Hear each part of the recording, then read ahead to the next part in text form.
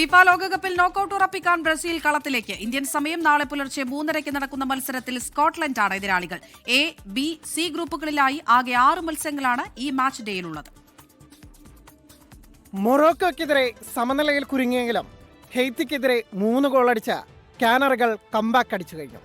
അവസാന ഗ്രൂപ്പ് പോരിൽ സ്കോട്ട്ലൻഡിനെ കൂടി തോൽപ്പിച്ചാൽ 1966 ശേഷം എല്ലാ ലോകകപ്പുകളിലും ആദ്യ റൗണ്ട് പിന്നിട്ടുവെന്ന അപൂർവ റെക്കോർഡ് നിലനിർത്താൻ ബ്രസീലിന്.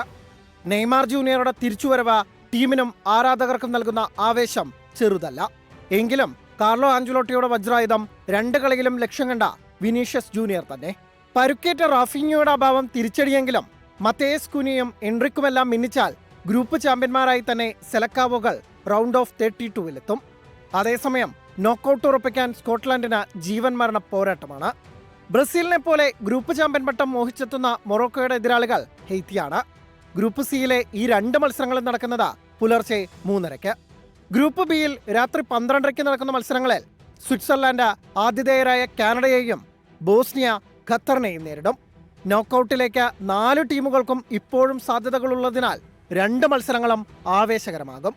ഗ്രൂപ്പ് എയിൽ രാവിലെ 6:00 നടക്കുന്ന മത്സരങ്ങളിൽ ദക്ഷിണ കൊറിയ ദക്ഷിണാഫ്രിക്കയെയും ആതിഥേയരായ മെക്സിക്കോ ചെക്ക് റിപ്പബ്ലിക്കിനെയും നേരിടും.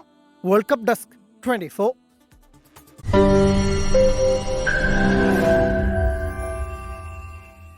ലോകത്തെവിടെയായാലും ഏത് സമയത്തും 24 വാർത്തകളും ഓഗ്മെന്റഡ് റിയാലിറ്റി പാക്കേജുകളും എക്സ്പ്ലെയിനറുകളും വിശദമായി കാണാൻ ഞങ്ങളുടെ യൂട്യൂബ് ചാനൽ നിങ്ങൾക്ക് സബ്സ്ക്രൈബ് ചെയ്യാം.